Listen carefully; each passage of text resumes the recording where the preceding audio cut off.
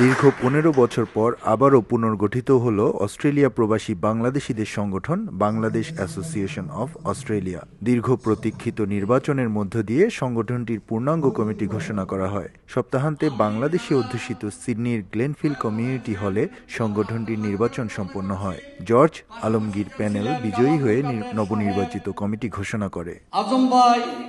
এর আগে বার্ষিক সভায় গঠনতন্ত্র, নির্বাচনের তারিখ, নির্বাচন কমিশন ও পদ্ধতি সদস্যদের ভোটে সার্বিকভাবে গৃহীত হয়। নির্বাচন কমিশনার ডক্টর ওয়ালিউর ইসলামের নেতৃত্বে সুষ্ঠু ও শান্তিপূর্ণ পরিবেশে নির্বাচন পরিচালিত হয়। কমিউনিটি ব্যক্তিত্ব মনিরুল হক জর্জ সভাপতি ও আলমগীর ইসলাম সাধারণ সম্পাদক নির্বাচিত হয়েছেন।